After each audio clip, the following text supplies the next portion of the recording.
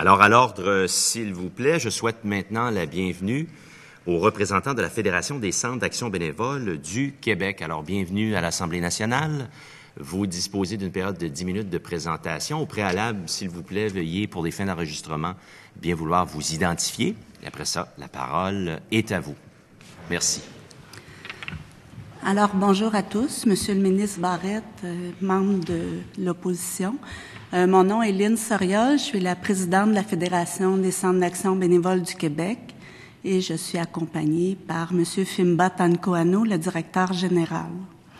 Avant de vous présenter le résumé, en fait, du mémoire qu'on vous a déposé, juste vous mentionner que ce mémoire-là a fait l'objet d'une consultation auprès de nos membres au cours du mois d'octobre. Alors voilà, la Fédération des centres d'action bénévole du Québec a été créée en 1972. C'est un organisme à but non lucratif qui regroupe 112 centres d'action bénévole présents partout dans toutes les régions du Québec. La Fédération a pour mission de mobiliser, soutenir et représenter les centres d'action bénévole afin de stimuler la promotion, la reconnaissance et le développement des différentes pratiques de l'action bénévole au sein de la collectivité. Au Québec, ça représente environ 30 000 bénévoles qui donnent de leur temps à diverses causes par le biais des centres d'action bénévole membres de la Fédération.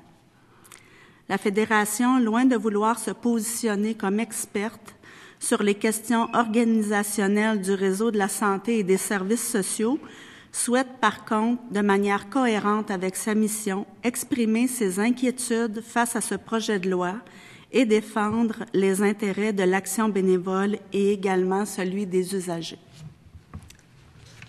Alors, concernant l'impact sur les services à la population, la FCBQ est inquiète dans un premier temps de constater que la réforme n'aborde pas les services de première ligne. Les centres d'action bénévole jouent un rôle important en faveur d'une meilleure accessibilité aux services de santé pour les usagers, tant au niveau des soins hospitaliers que pour les soins à domicile. La FCBQ s'inquiète donc de la réduction potentielle des soins de proximité relatifs aux services sociaux et à la prévention au profit des soins hospitaliers. C'est pourquoi nous rejoignons la position défendue par Maître Jean-Pierre Ménard lorsqu'il affirme que le risque d'hospitalocentrisme est très élevé et le projet de loi ne comporte pas vraiment de mesures pour assurer un équilibre entre les différentes missions des CI3S. La FCBQ déplore par ailleurs que le climat d'incertitude actuel affecte les bénéficiaires, les travailleurs du secteur et la qualité des soins présentement octroyés. Les centres d'action bénévole consultés ont exprimé leur scepticisme quant aux impacts positifs du projet de loi 10 en ce qui concerne l'amélioration des services à la population. Nous pensons que le temps qu'on va prendre pour mettre en place ces procédures ne puisse venir, les changements ne viennent nuire à la qualité des soins, à la qualité des prestations que la population devrait recevoir, et cela inquiète beaucoup les centres d'action bénévole et ils voient ce changement d'un mauvais œil. La centralisation des services au sein de grandes villes, des régions administratives soulève également des questions à propos de la représentativité des régions au sein des nouvelles instances, des distances à franchir pour accéder à certains services et de la reconnaissance des problématiques spécifiques aux petites municipalités.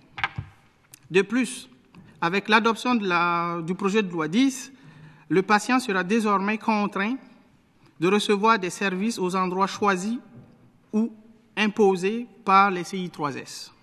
La FCBQ anticipe donc une recrudescence des besoins au niveau de l'accompagnement transport bénévole à cause de toute cette question de distance. Pour ce qui concerne l'impact sur la participation et l'implication citoyenne, la FCBQ déplore la disparition des conseils d'administration liés au C3S. C'est près de 1343 postes de conseils d'administration qui disparaîtront à l'échelle du Québec, dont 890 suppressions d'expertise. Plus spécifiquement, Dans les établissements, il s'agira de 172 postes réservés aux communautaires, au moins à l'échelle du Québec, et 344 postes élus par la population qui vont se voir supprimés. La réduction de moitié du nombre d'usagers au conseil d'administration préoccupe aussi la FCABQ. Non seulement nous nous inquiétons de constater que le gouvernement éloigne les citoyens des processus démocratiques, décisionnels, mais nous nous montrons très préoccupés aussi par la réduction de l'expertise communautaire dans les conseils d'administration de ces établissements qui vont bientôt voir le jour. Les membres de la FCABQ ont ici exprimé un malaise devant l'importante concentration des pouvoirs dans les mains du ministre. Pour nous, on le voit comme un recul dans la gestion participative et démocratique de notre système de santé. Quant aux impacts généraux sur les services, le projet de loi 10 n'aborde que très peu les éléments liés à la présence du milieu communautaire dans le réseau de la santé et des services sociaux québécois.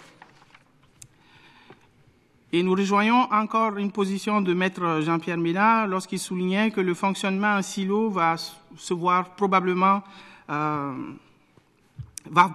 accroître si on se réfère que depuis 2003, les fusions qui avaient déjà été faites n'ont pas réussi à résoudre ce problème-là. Donc, on craint que cela ne vienne augmenter avec des mégastructures, que les gens ne se perdent dedans. La FCABQ désire profiter du présent mémoire pour réaffirmer sa conviction selon laquelle les soins et l'aide dispensés par le milieu La FCABQ désire profiter du présent mémoire pour réaffirmer sa conviction selon laquelle les soins et l'aide dispensés par le milieu communautaire sont, sans remplacer les soins de santé traditionnels, primordiaux et complémentaires dans le bon fonctionnement du secteur de la santé et des services sociaux au Québec. Si les services de proximité sont coupés, la population risque de se tourner davantage vers des centres de services auxiliaires, à savoir les centres d'action bénévole qui constituent des organisations visibles et actives en région. La FCABQ ne peut ni ne veut, dans aucun cas, devoir pallier pour les manquements du gouvernement au niveau de la dispensation des soins de santé ou d'aide sociale.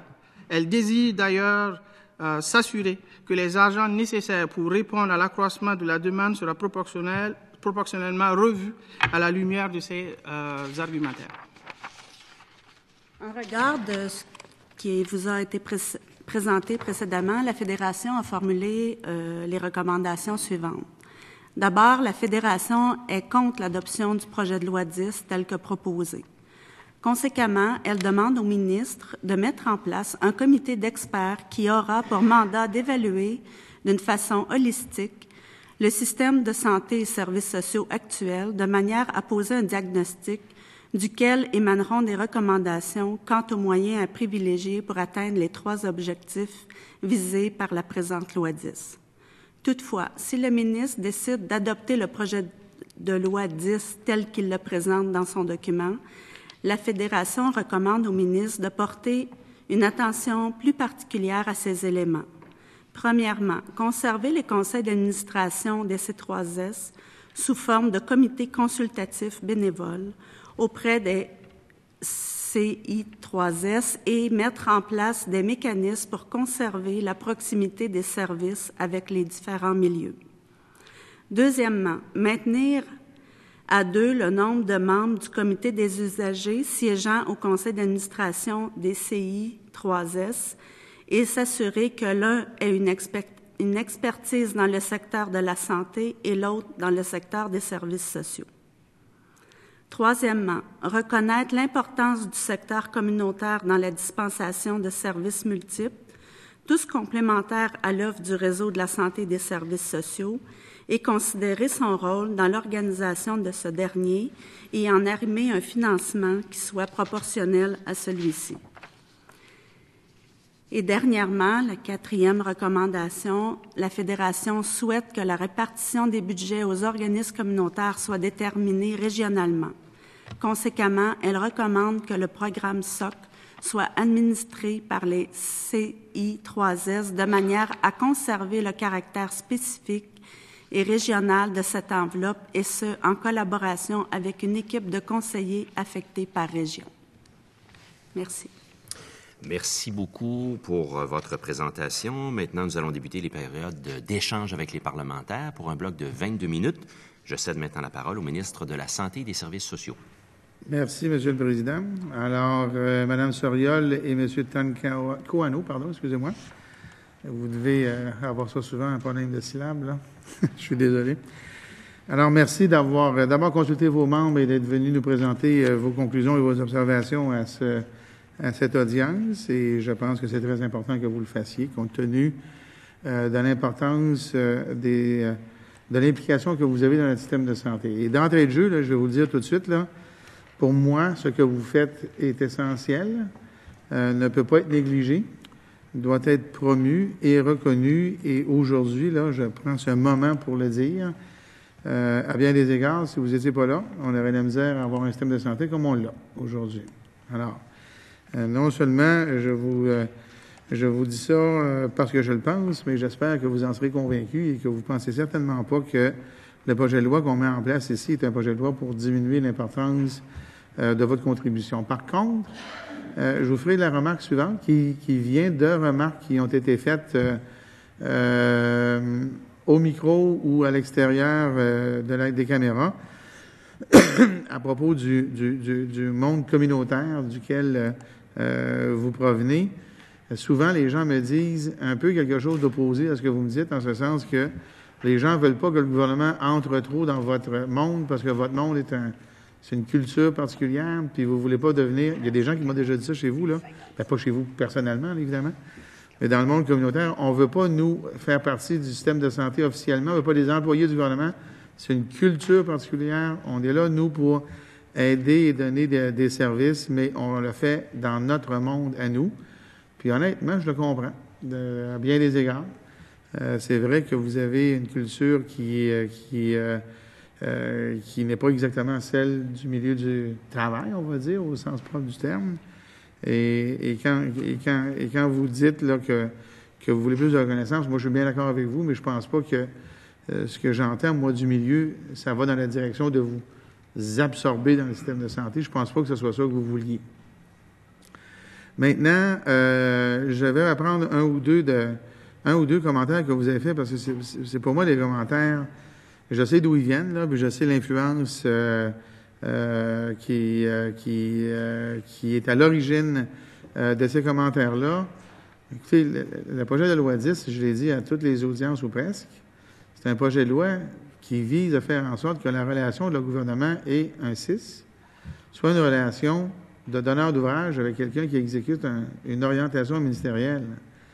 Et je sais là qui dit ça, et je sais qui est un peu votre source, mais il n'y a rien là dans le projet de loi qui indique qu'on va éloigner les services, couper les services, atteindre les services de proximité. C'est le contraire. L'objectif du projet de loi est de faire en sorte que le service de santé ou le service social se rapproche le plus possible du citoyen et que, à partir du moment où cet accès-là est obtenu, que le cheminement du citoyen, l'usager, le patient, dépendamment de la nomenclature que vous préférez, puisse se faire avec le moins d'embâge possible, de la façon la plus fluide possible, de la façon la plus coordonnée possible. C'est exactement le contraire. Et quand vous me dites du même souffle que... Là, j'ai pris quelques notes, là, que vous craignez que les services de proximité soient coupés, que le patient ou l'usager se perde dans le système, c'est le contraire. Et j'ai donné moult exemples à cet effet-là. Mais ce qui me surprend le plus, et ça, c'est une citation qui vient de Maître Ménard, parce qu'il l'a dit à plusieurs reprises dans les médias, c'est quand vous dites que le CIS va vous contraindre, c'est le mot que vous avez utilisé, d'aller là où le CIS va vous envoyer. Là, écoutez, c'est sûr qu'à partir du moment où on a une vision négative du projet de loi, c'est difficile de se convaincre. Alors, et je l'ai dit à Maître Ménard sur les ondes en direct dans une entrevue radiophonique que j'ai faite, le CIS, comme n'importe quel système normalement constitué de santé ou de services sociaux, doit offrir aux citoyens un cheminement de proximité et de qualité qui soit optimal. Et par définition, ça veut dire que si vous, monsieur, vous, madame, dans votre CIS, vous êtes malade, bien normalement, là, vous devriez vouloir que le système vous dise, voici, j'ai accès à un médecin de famille, et si j'ai besoin d'aller voir un spécialiste parce que j'ai un cancer, bien, vous n'aurez pas à frapper la porte de qui que ce soit, on va vous orienter. Mais là, si ça, c'est pas correct, là, et je l'ai entendu, là, il y a des gens, là, qui nous disent et qui écrivent que c'est pas une bonne idée. Ben là, écoutez, là, si le système de santé, là, doit être, pardonnez-moi l'expression anglophone, un free-for-all, là, ben regardez, c'est parce que c'est ça qu'on a actuellement, là. Actuellement, il n'y en a pas, là, de cheminement. Il n'y a pas de prise en charge ordonnée. Maintenant, jamais, on a dit dans le projet de loi, jamais, vous ne pouvez pas trouver un article qui suggère ça, qui va enlever le choix du citoyen à se faire traiter par le médecin, le milieu qu'il veut. Mais il est de la responsabilité d'un gouvernement d'offrir cette possibilité-là, c'est-à-dire un cheminement de proximité en qualité et en quantité et en géographie aux citoyens. Si le citoyen ne veut pas le prendre, c'est comme ça. Alors, je vous donne un exemple. Là. Aujourd'hui, là, ce que le gouvernement libéral a mis en place, c'est nous qui avons mis ça en place, avant. On a mis en place la gestion des listes d'attente. Et on dit aux gens, pour la chirurgie, on dit aux gens, on vous garantit d'être opéré en dedans de 6 mois. Mettons, on va prendre ce chiffre-là, là, et on vous informe des chirurgiens pour la pathologie que vous avez qui ont la disponibilité de vous opérer en dedans de 6 mois. Oui, mais moi, mettons vous, je veux tel chirurgien. Oui, mais sa liste d'attente est de 8 mois. Il n'y a jamais personne au gouvernement qui a empêché cette personne-là d'aller voir un autre chirurgien. Mais on a offert la possibilité, sur le plan de l'organisation, aux citoyens, aux patients, de pouvoir se faire opérer en dedans de 6 mois. Je vous donne un autre exemple, toujours dans la chirurgie. Je vous donne la garantie que le docteur X, qui est dans votre hôpital près de chez vous, doit vous faire opérer pour votre problème en dedans de 6 mois. Oui, mais je m'en vais en Floride. Je peux-tu le faire dans 1 mois? Ben oui, je peux le faire dans 1 mois. Alors, je ne vois pas, là, ce que vous voyez, et j'aimerais ça que vous m'expliquiez où vous voyez ça, mais je suis là ici pour vous répondre à vos appréhensions, et c'est ça. Maintenant, si je prends vos 4 recommandations spécifiques, les conseils d'administration des C3S, vous voulez les conserver sous forme de comité consultatif bénévole, bien, c'est un peu ça que dans le projet de loi. Ça se fait, là, puis c'est les comités aviseurs. Ça existe, ça peut devenir un point de chute pour les usagers pour ce qui est des récriminations ou commentaires qu'ils auraient à faire. Vous voulez que soient maintenus les budgets, les enveloppes et la gestion locale dans les 6 des PSOC, du programme que vous connaissez, évidemment, auquel vous faites référence. C'est dans le projet de loi. C'est comme ça que ça va se passer. Ce que vous demandez, il est là. Vous voulez la reconnaissance de l'importance de votre secteur. Je ne peux pas vous le dire plus clairement que ça. Là. Le communautaire est extrêmement important. Il n'y a pas de doute là-dedans. Et je ne vois pas, encore une fois, comment un CIS peut se priver de l'apport que vous faites à notre réseau. C'est juste pas possible. Maintenant, pour ce qui est du nombre de membres du comité des usagers au conseil d'administration, on a eu beaucoup de suggestions, beaucoup de recommandations, beaucoup de réflexions qui ont été exprimées ici, et je suis d'accord qu'il doive y avoir dans la structure un poids important pour la voix des usagers. Et avec les commentaires qu'on nous a faits, on est à réfléchir sur les modifications qu'on fera au projet de loi, mais on vous rejoint là-dessus. J'aimerais ça, peut-être vous poser la question. Écoutez, à partir du moment où je vous dis ça, est-ce que ça vous rassure? Parce que je vois que vos craintes sont appuyées sur des interprétations, alors que peut-être que j'aurais envie de vous demander, c'est où dans la loi que vous voyez qui suscite ces craintes-là? Merci, Monsieur le ministre, pour toutes ces précisions-là. On dit souvent que quand il y a des inquiétudes, c'est qu'il y a du flou. Vous avez cité que nous avons eu des sources ailleurs. Bien évidemment, nous sommes basés sur la documentation qui était disponible. Dans le projet de loi, ce que vous avez dit, tout est mis en évidence pour l'accessibilité, mais nulle part dans le projet de loi, nous voyons cela apparaître clairement. Ce n'est écrit clairement nulle part. C'est vous qui le dites. Moi, je vous crois parce que je sais que vous êtes de bonne foi. Mais tant qu'on ne le voit pas dans un document clairement écrit, nous, on ne peut pas prendre pour acquis que ça va l'être. C'est pour ça que nos recommandations sont des inquiétudes que nous énonçons. Si les choses étaient clairement décrites, on aurait un comparatif. Sauf qu'on n'avait pas ce comparatif, et c'est aujourd'hui devant vous que nous, on a ces précisions-là. L'autre chose, concernant le comité aviseur dont vous parlez, dans le projet de loi, c'est dit que il faut en faire la demande et on va évaluer, le ministre va évaluer pour voir si c'est faisable ou pas. C'est pas systématique comme ce que nous on demande. Ce que nous on demande, c'est que les conseils d'administration restent de façon systématique. Alors que le comité aviseur, c'est pas systématique, il faut le demander et c'est pas garanti qu'on va l'avoir. L'autre aspect, concernant le cheminement de l'usager, c'est pas décrit non plus dans le projet de loi. Peut-être si on avait eu un document, un livre blanc sur la question où vous alliez profondément dans les différentes structures que vous vouliez mettre en place, le rôle de chacune des structures et comment ça va fonctionner, on aurait eu beaucoup plus, on aurait une vision, on aurait peut-être compris votre vision par rapport à ce que vous voulez mettre en place, mais aller directement avec un projet de loi sans nous avoir consulté auparavant, ça aussi c'est une démarche qui nous inquiète.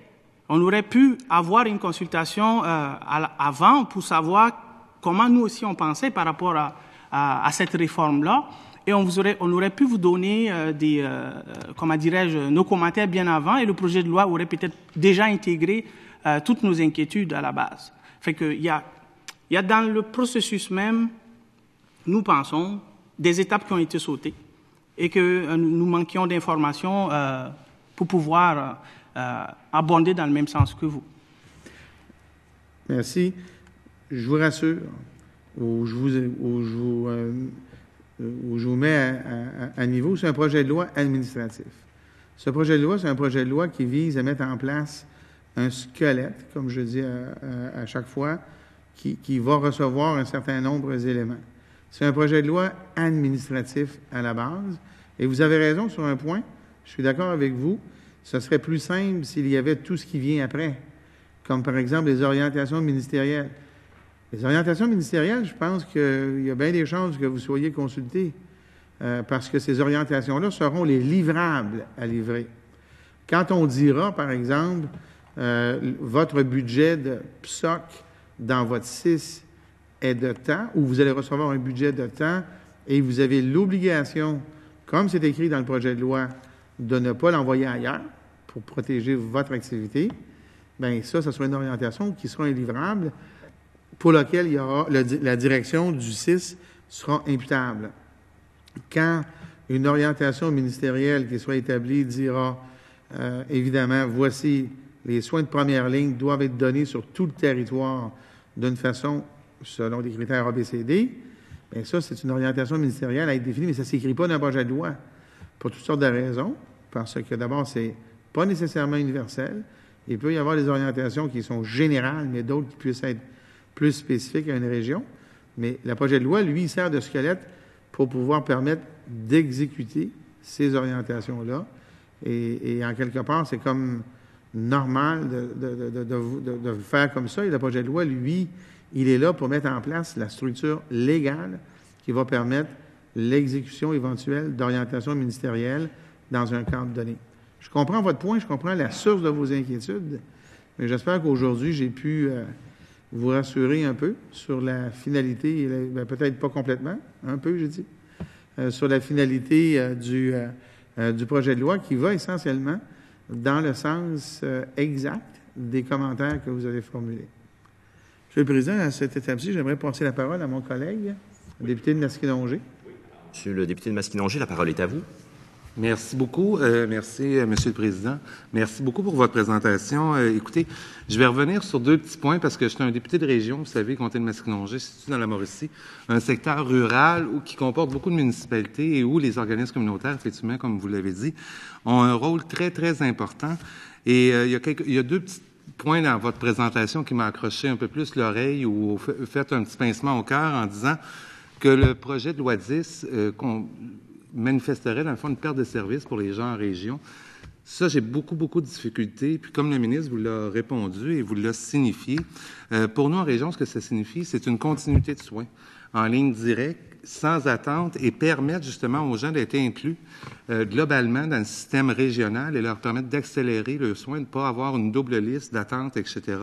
Donc, pour nous, on pensait que c'était une bonne nouvelle et j'ai rencontré mes organismes communautaires chez nous qui étaient enchantés du comité aviseur, qui est un peu votre recommandation, en tout cas du moins pas sur le même point, mais si on s'entend bien là-dedans, j'aimerais attendre votre opinion là-dessus, parce que dans la loi, il manifeste exactement la même chose que vous demandez. Ça permet aux gens de la région, aux gens locaux, soit des organismes, tout ça, d'être un petit peu le chien de garde des services dans leur point de service, chacun. Et pour moi, puis pour les organismes de ma région, c'était tout de même une excellente nouvelle.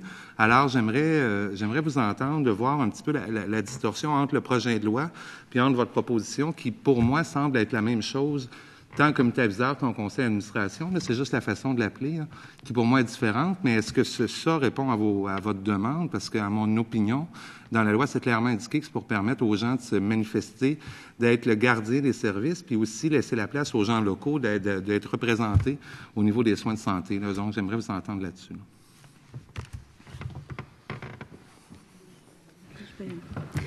Dans un premier temps, vous avez mentionné au niveau de l'accessibilité dans les régions, pour avoir vécu d'autres réformes qui ont bouleversé souvent les établissements et donc, en bout de ligne, les gens qui travaillent à l'intérieur des établissements. Je pense que les personnes qui ont passé avant nous ont exprimé dans ce sens-là. Ça a un impact en bout de ligne au niveau des patients qui sont rencontrés en centre hospitalier, en centre de réadaptation, en CLSC ou tout ça. Et parfois, ça fait qu'il y a des personnes qui tombent dans un vide de service. Ça s'est produit, puis c'est tout à fait inquiétant de voir que ça peut se passer à nouveau, malgré tous les efforts qui sont faits par autant les gens qui travaillent dans le réseau de la santé que par les gens qui travaillent dans le milieu communautaire. Fait que c'est une inquiétude qu'on exprime parce que ça s'est déjà produit auparavant. L'autre aspect, concernant le comité aviseur, c'est une bonne nouvelle, effectivement, si on veut mettre en place un comité aviseur qui va aller dans ce sens-là. Mais de vraiment réunir des gens qu'on va consulter et écouter et prendre compte de leurs inquiétudes, mais aussi de leurs recommandations pour la mise en place de tout ça. Voilà, je ne sais pas si tu as quoi ajouter. Oui, j'aimerais juste ajouter que concernant cette question du comité aviseur, la seule difficulté que nous avons à ce niveau-là, c'est que ce comité aviseur n'est pas systématique. Ça reste que c'est une demande qui doit être faite et la demande va être évaluée, analysée. Ça se peut que ce comité aviseur ne soit pas mis en place. La seule chose que nous, si vous voyez dans notre mémoire, on pose beaucoup de questions aussi. On n'avait pas suffisamment d'informations dans les documents qui nous ont été transmis pour pouvoir voir clairement qu'est-ce que vous entendiez par tous ces articles qui sont dans le projet de loi. Ça donnait, comme le ministre a dit, un squelette, mais un squelette, c'est un squelette. Il n'y a pas de chair à l'intérieur pour que nous, on puisse évaluer. Donc, on pose les questions par rapport à ça. S'il y avait suffisamment d'explications qui nous disaient comment ces comités aviseurs-là allaient être mis en place et aussi la garantie. C'est une garantie que nous voulons par rapport aux espaces démocratiques et aux espaces de participation des citoyens. C'est ces garanties-là qu'on ne retrouve pas dans la loi. Et pour nous, de maintenir les conseils d'administration de ces 3S, c'est une mesure systématique qui permettrait d'assurer au moins cette vie démocratique et cette participation des citoyens au sein du système. C'est juste ça nos inquiétudes. Merci beaucoup. Alors, ça termine. Merci beaucoup. Alors, nous allons poursuivre nos échanges et je cède immédiatement la parole à la collègue députée de Taillon pour un bloc de 13 minutes. Merci beaucoup, Monsieur le Président. Alors, Madame Soriol et Monsieur Tancoano, merci, bienvenue. Écoutez, d'abord, je veux souligner le travail des 30 000 bénévoles que vous représentez. C'est inconcevable, inestimable le travail que vous faites. Je suis nouvellement députée, je suis dans ma circonscription natale et je découvre à chaque jour l'intensité, la qualité du travail qui est fait par les bénévoles et je vous dis comment dans notre système de santé, mais système en général, parce que vous soutenez les gens sous d'autres aspects également. Vous avez un lien déterminant. Vous êtes vraiment le ciment qui permet à beaucoup de gens de rester debout, d'avoir encore leur dignité et d'être capable de circuler dans notre société. Alors, je vous remercie et transmettez mes remerciements à vraiment l'ensemble des gens qui s'investissent dans l'ombre, avec beaucoup d'humilité, mais avec une performance et une contribution exceptionnelle. Donc, merci beaucoup. Je reprends et je continue sur votre comité, le comité consultatif, parce que j'ai également les mêmes inquiétudes. Et j'entends le ministre nous dire qu'il y a rien dans le projet de loi qui prévoit que les gens ne seront pas obligés d'aller à un endroit. Il n'y a rien dans le projet de loi qui interdit que, mais il n'y a rien qui le dit. Et c'est ça que vous dites, et c'est ça qu'on dit, et c'est ça que j'espère que le ministre va bien entendre et va clarifier. Parce qu'il n'y a rien sur la trajectoire de soins dans le projet de loi 10. À part le vœu pieux de l'objet de l'article 1, il n'y a aucun autre des 160 articles qui sont dans ce projet de loi-là qui nous donne des précisions, une clarification, qui évoque même la trajectoire de soins. Donc, c'est un squelette, mais c'est un squelette où il n'y a vraiment pas de circulation, puis les os sont même pas attachés les uns avec les autres là, pour l'instant. Alors moi, je vous comprends très bien d'être inquiet, puis une des illustrations de cette espèce de non-arrimage, c'est votre première recommandation qui dit conserver les conseils d'administration sous forme de comité consultatif. Et là, j'entends le ministre vous répondre, je pense qu'il fait référence à l'article 131 du projet de loi. Et là, il faut bien le lire comme il est écrit, parce que ça, c'est écrit, là. C'est pas nous qui l'imaginons, on lit ce qui est écrit là. Alors, le ministre peut, à la demande d'un groupe d'employés ou de professionnels qui occupent ou de toute autre personne du milieu, donc on comprend que les bénévoles pourraient, constituer un comité consultatif, mais attention, chargé de faire des recommandations à cet établissement sur les moyens à mettre en place pour préserver le caractère culturel, historique ou local des établissements fusionnés en vertu de la présente loi et d'établir le cas échéant les liens nécessaires avec les fondations de l'établissement, donc des fondations, ainsi qu'avec les responsables d'activités de recherche du milieu. On n'est pas dans les activités que vous faites comme bénévole auprès des citoyens. Donc, il y a une clarification et l'article 131, là, il faut qu'il soit pas mal plus long, pas mal plus détaillé pour que vous y retrouviez les garanties que vous recherchez. Mais donc, votre recommandation à vous, c'est quand même de dire les conseils d'administration des C3S actuellement peuvent-ils au moins demeurer? Quelle est votre contribution actuellement à ces conseils d'administration au niveau des C3S? Concrètement, là, pour qu'on puisse visualiser, s'assurer qu'on retrouve ça dans l'article 131. Il y a des représentants des centres d'action bénévole sur plusieurs des conseils des C3S ou d'autres organisations communautaires, mais on sait que parmi nos membres, il y en a plusieurs qui contribuent actuellement. Mais, même des agences. Et aussi également au niveau des agences. On a des membres de conseil d'administration des agences parmi nos membres bénévoles là, qui siègent à une ou l'autre des instances. Et au niveau donc des C3S, quelle est la contribution concrète? Pouvez-vous me donner un exemple de ce qu'un bénévole apporte au sein d'un C3S dans son vécu avec les citoyens, là? Au niveau du conseil d'administration, les bénévoles qui sont présents vont démontrer comment ça se passe sur le terrain. Ils vont faire part aussi de ce qu'ils observent, de ce qu'on leur rapporte, de ce qui est observé au niveau du système, des trous dans le système, de l'impact au niveau des personnes qui sont accompagnées au quotidien par ces bénévoles-là.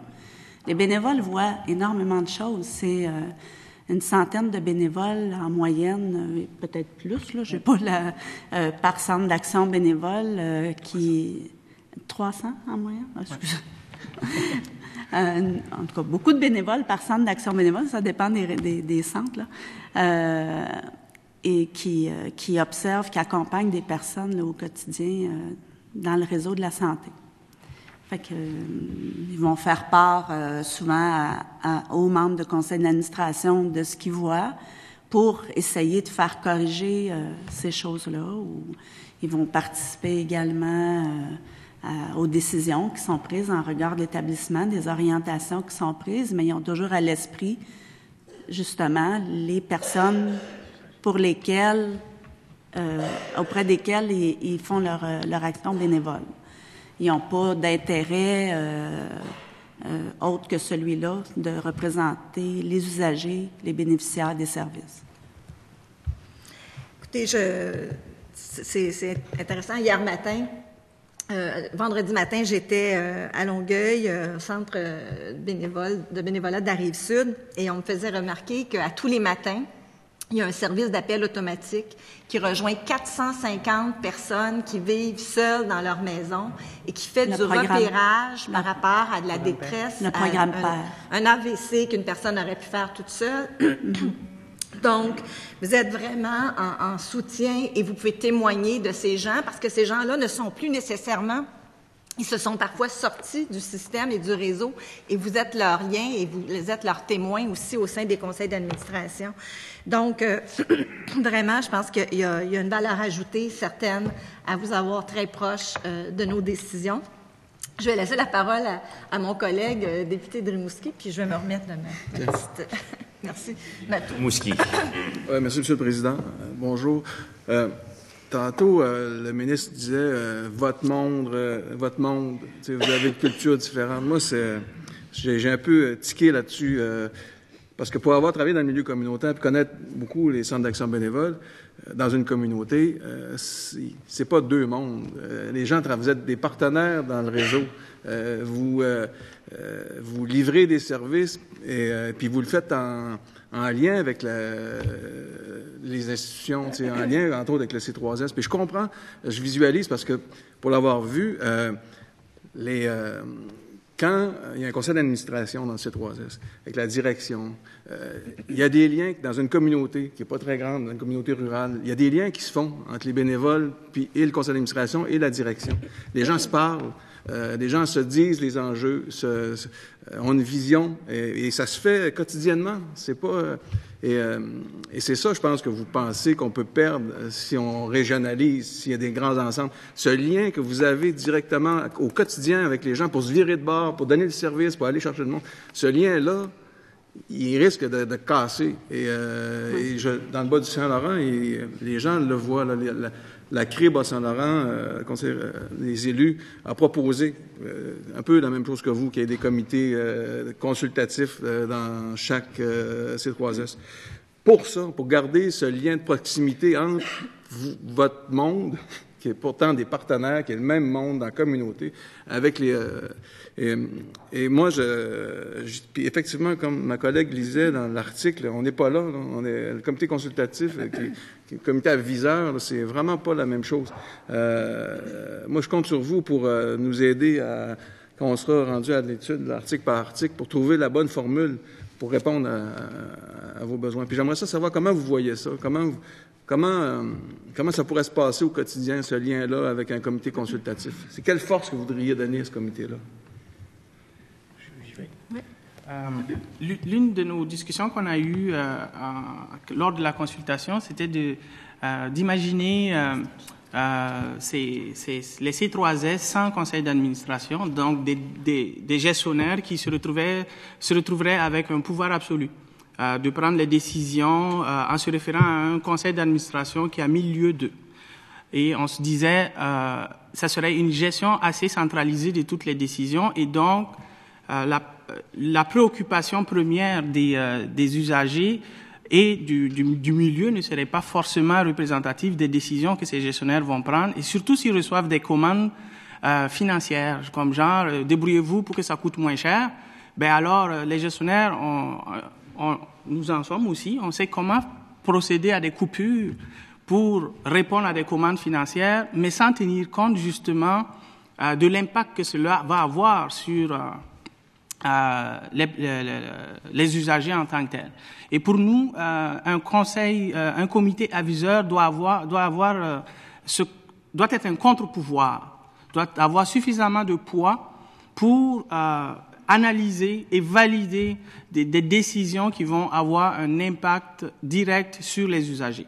Il ne serait pas question que les gestionnaires soient libérés de cette consultation, de ce contre-pouvoir-là. Et c'est pour ça que nous tenions à ce que ce soit un comité aviseur ou un conseil d'administration consultatif, peu importe le nom qu'on va lui donner, qu'on lui donne cette prérogative-là de jouer un rôle de contre-pouvoir et de pouvoir analyser toutes les décisions qui vont être prises avant que ces décisions ne soient mises en œuvre. Et c'est la même chose qui nous convient pas non plus dans le projet de loi 10, parce que nous ne sentons pas que nous avons été consultés avant la la proposition de ce projet de loi-là, parce que si on avait été consultés avant, ça nous aurait permis de nous exprimer et d'avoir déjà un projet de loi qui nous ressemble. Là, on a un projet de loi qu'on comprend même pas bien et que personne n'est capable de l'expliquer, sauf quand on est devant Monsieur le ministre. Lui, il comprend très bien le projet de loi et il peut l'expliquer, mais personne n'arrive à mettre vraiment le doigt sur qu'est-ce qu'on vise exactement. Quand on regarde les 3 objectifs visés, nulle part dans le projet de loi, c'est clairement expliqué comment on va faire pour les atteindre. Et même pour sauver 200 millions en abolissant des postes, est-ce qu'on a pensé un peu à l'analyse des coûts directs et indirects que cela peut apporter? Sauver 200 millions, c'est peut-être beau à dire, mais les retombées de ça, combien de gens vont perdre leur emploi, combien vont tomber en maladie, combien vont tomber en chômage, combien ça va nous coûter en bout de compte sur la facture globale de notre société et par la suite. On n'a pas fait cette analyse-là. En plus, nous pensons que avoir des comités aviseurs ou des conseils d'administration qui vont jouer ce rôle de contre-pouvoir va aussi amener le gouvernement, s'il veut vraiment nous consulter, de penser à une consultation profonde de tout le système de la santé et de nous faire ressortir un nouveau système de la santé. Pas une réforme structurelle. Pour nous, les files d'attente attendent 16 heures aux urgences. C'est ça qui nous préoccupe. Nous, nos bénévoles, quand ils accompagnent une personne pour son rendez-vous médical, aller attendre, malgré le rendez-vous, aller attendre 6 heures aux urgences avant de voir un médecin, c'est ça qui nous inquiète, nous. Nous, la façon dont le système est organisé, qu'il y ait un directeur, un DG là, un président ou chef de quoi, peu importe ce que le squelette peut être, il n'y a aucun problème. Ce que nous, on veut, c'est de voir l'impact direct. Excusez-moi, je vais maintenant céder la parole au collègue député de Lévis et dans vos échanges avec le collègue député de Lévis, vous aurez l'occasion de poursuivre. C'est mon rôle ingrat de président de tenir le temps, alors je cède la parole au député de Lévis. Merci, Monsieur le Président. Merci, Mme Souriol, M. Tancoano, merci.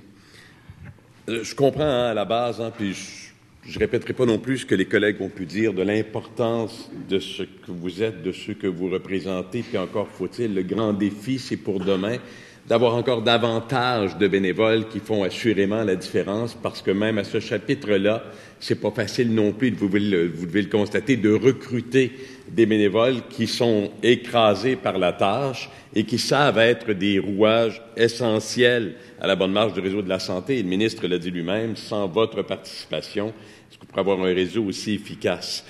Et je le constate, moi, à travers énormément d'organisations, des bénévoles qui le font, et je le dis souvent, par vocation. On a l'impression que c'est au-delà de l'effort, mais on le fait pour l'être humain. Je comprendrai aussi que dans cette réforme proposée, vous faites une grande différence entre, et vous venez de le dire, notamment M. Tancoano, entre l'administratif et l'humain. Alors, le but de l'exercice, c'est vraiment, dans votre vision des choses, l'humain d'abord. Je reviens 2 secondes, puis ensuite je passerai sur autre chose, mais Cette volonté que vous avez de faire en sorte qu'on conserve les conseils d'administration des C3S sous forme de comités consultatifs bénévoles sans pouvoir décisionnel auprès des CIS, on en a parlé, vous avez dit pourquoi c'était important. Avez-vous songé à comment ça s'applique, qui siège, qui fait le lien, comment se transpose l'information, par exemple, entre ce comité, les CIS, les autres? Est-ce que vous avez pensé à l'application de cette recommandation-là dans les faits? Oui. Alors, il y a plein de possibilités à ce niveau-là. Et nous pensons que l'une des choses qui devrait être regardée, c'est de voir le système de santé actuellement a une multitude d'acteurs qui tournent autour. C'est de s'assurer d'une certaine représentativité de ces acteurs-là au niveau de ces conseils d'administration, de telle sorte que quand on parle de système de santé intégré, qu'on prenne en compte toutes les composantes qui contribuent justement à ce système de santé-là. Et à ce niveau-là, nous pensons que au niveau, si jamais la recommandation serait acceptée, qu'on devrait veiller à cette représentativité-là, qu'on ait des membres usagers, des organisations communautaires qui travaillent en lien avec ces membres usagers-là, qui se retrouvent sur ces conseils d'administration, et aussi qu'il y ait des gens du système des experts du système de la santé aussi, je peux le dire, des professionnels du système de la santé aussi, qui se retrouvent en fait dans ces comités ou ces conseils d'administration une somme d'expertise qui touche tous les secteurs qui sont rattachés ou qui contribuent au système de la santé. Sans pouvoir décisionnel, mais avec un pouvoir de recommandation. Avec un pouvoir de recommandation assez fort. Ça veut dire quoi, assez fort? Ça veut dire qu'on peut infléchir une décision, mais on n'a pas de pouvoir décisionnel. Alors, on la prend où, sa force? C'est dans la légitimité qu'on va donner à ce comité qu'on va prendre la force. Si on met en place un comité, nous, les fédérations, on fonctionne comme ça. On a un conseil d'administration, mais on a des comités. Les comités ont, dans nos statuts, le pouvoir de recommandation et le conseil d'administration entérine les recommandations des comités. Quand les comités donnent des recommandations, vu que c'est le conseil d'administration qui les a mandatés, il est tenu, par respect de ces règlements généraux, de considérer ces recommandations et de les analyser au meilleur de sa connaissance et pour l'intérêt du collectif. Donc, il ne suffit pas de mettre en place pour nous un comité aviseur qui va faire des recommandations qu'on va mettre dans les tiroirs. Il faudrait que ce comité-là soit légitime et que les personnes qui les mettent en place, ce comité, assument leurs responsabilités quand sera le temps de recevoir les recommandations. Faisons encore un peu de chemin sur cette proposition-là. Qui désigne les membres? Il y a quelqu'un qui les désigne. Et ensuite, est-ce que c'est un comité par établissement physique ou un pour chaque CIS?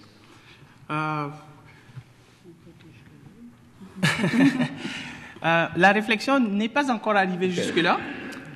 Il faut qu'on l'avoue quand même. Mais on n'est pas d'accord que ce soit le ministre qui désigne unilatéralement les personnes qui doivent siéger là. Nous pensons que les régions doivent être capables, par un processus démocratique et consensuel, de trouver une façon d'assurer cette représentativité-là, de telle sorte qu'il y ait quand même une certaine indépendance. Une indépendance des personnes qui siègent là et qu'elles puissent s'exprimer sans avoir aucune contrainte, que cela soit-il. Et d'ailleurs, ça nous fait penser que dans notre mémoire, nous l'avons souligné aussi, on n'est pas trop à l'aise avec le fait que tout soit décidé que les conseils d'administration, les conseillers soient nommés par le ministre. On se pose la question de l'indépendance de ces personnes-là. Et en plus, il y aura un salaire qui va être rattaché à leur fonction, alors qu'avant, ils étaient plus ou moins bénévoles dans leur tâche. Tous ces paramètres nous inquiètent un peu. Je vais vous laisser un peu réfléchir sur l'application. Vous dites qu'il y a encore du travail à faire, mais en tout cas, vous mettez de la chair autour du squelette. Vous en parliez pour paraphraser puis prendre vos propos également. Vous dites que vous avez consulté ceux que vous représentez, les bénévoles, les comités d'action bénévole, qu'ils vous ont exprimé leur scepticisme en ce qui concerne l'amélioration des services à la population parce que c'est votre volonté première. L'inquiétude majeure manifestée et exprimée par ces gens que vous avez rencontrés en support à votre mémoire, quel est-il? Perte de service très, très précisément, le fait d'être perdu dans une méga-réforme, qu'est-ce qu'on vous dit? Il y a ces aspects-là, il y a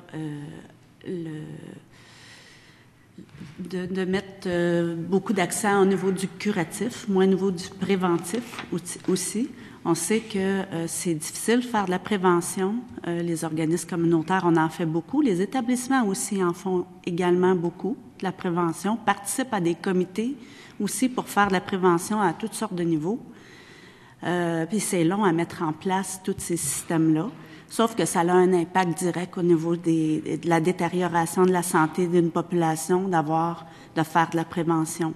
Si on fait plus de prévention au niveau de la cessation du tabagisme, si on fait des maladies, de la mise en forme, de la maltraitance, de la violence, en tout cas, ça a un impact direct, des maladies cardiovasculaires, etc., pour essayer de développer chez la population de meilleures habitudes et de saines habitudes de vie.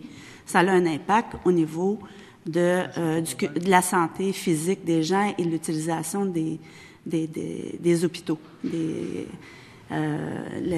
gens retardent, s'ils ont un meilleur état de santé, retardent l'utilisation des soins de santé, donc ça coûte moins cher au système. Si on oriente davantage, on investit moins au niveau de la prévention et plus au niveau du curatif, ça va avoir un impact. Les gens vont prendre moins soin de leur santé parce que c'est toujours à répéter la promotion.